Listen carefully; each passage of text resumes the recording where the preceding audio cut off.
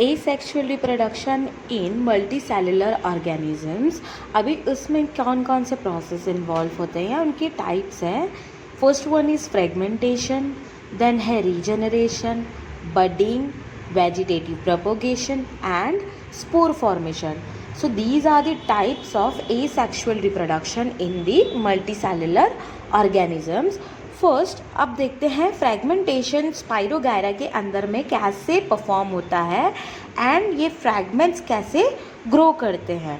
तो एक्चुअल में होता क्या है कि स्पाइरोगायरा अपने बॉडी को अलग अलग फ्रैगमेंट्स में या अलग अलग पार्ट्स में डिवाइड कर लेता है, जो एक एक पार्ट खुद एक नया स्पाइरोगायरा डेवलप करता है.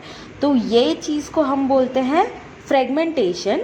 नेक्स्ट है अपना रीजनरेशन. रीजनरेशन हम देखेंगे प्लानेरिया के अंदर. तो प्लानेरिया एक ऐसा मल्टी सेलुलर ऑर्गेनिजम्स है जो अपने आप को अलग अलग डिफ्रेंशिएट पार्ट्स में डिवाइड कर लेता है, जस्ट लाइक स्पाइरोगायरा. और उसके बाद में उसके हर एक पार्ट एक नया प्लानेरिया के तौर पे डेवलप होता है. Next is budding in hydra. अब हाइड्रा में क्या होता है, नॉर्मली हाइड्रा का स्ट्रक्चर हमें ऐसा दिखता है, बट अ सर्टेन टाइम के बाद में हाइड्रा के पार्ट में से एक छोटा सा हाइड्रा डेवलप होता हुआ हमें दिखता है, एक आउटग्रोथ दिखती है.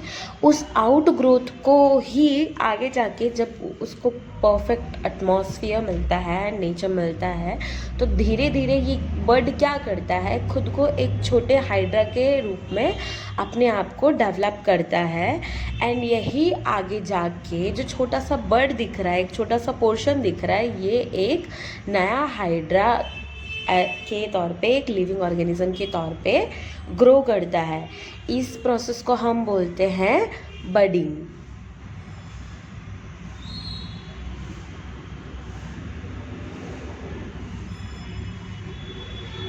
नेक्स्ट वन है वेजिटेटिव प्रोपोगेशन इन प्लांट्स. अभी वेजिटेटिव प्रोपोगेशन नाम से ही पता चल रहा है, stem, leaves, roots and shoots के थ्रू जो भी ग्रोथ एंड डेवलपमेंट होता है, यानी क्या होता है, जर्मिनेशन ऑफ सीड्स, कि वो ज़मीन के अंदर रह के ग्रो करते हैं सीड के हर एक छोटे छोटे से पार्ट्स.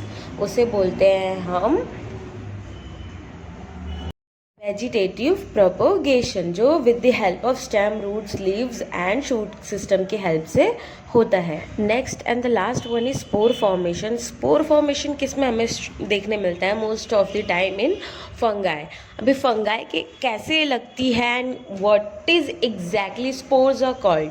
तो एग्जाम्पल के तौर पे ब्रेड की एक पैकेट को हम लेके आते हैं और उसमें से एक ब्रेड को हम काफ़ी दिनों तक रखा रहने देते हैं. फिर एक हम लोगों को कुछ दिनों के बाद में ऑब्जर्वेशन मिलता है कि एक वाइट कलर की लेयर फॉर्म होती है जिसको हम बोलते हैं फंगस. उस फंगस को अगर हम माइक्रोस्कोप के नीचे रख के देखें तो हमें बेसिकली एक स्ट्रक्चर फॉर्म मिलता है, और ये स्ट्रक्चर्स के अंदर हमें बहुत डिफरेंट टाइप की चीज़ें मिलती हैं. एग्जाम्पल के लिए ले लो mycelium is a bacteria and hyphae जो मिलता है हम लोगों को वो. अब इसका जो मेन स्ट्रक्चर है, टाइनी स्पोर्स, जो स्पोर्स होते हैं जिसकी वजह से ये वाइट कलर की लेयर फॉर्म होती है, ये एग्जैक्टली हमारे लिए फंगस का काम करती है. एंड ये फंगस कुछ सर्टेन टाइम के बाद में आती है और ये फटाफट खुद डिस्पोज होती है और ज़्यादा क्वांटिटी में स्प्रेड होती है. तो हमें स्ट्रक्चर ऐसे देखने मिलता है. Thank you.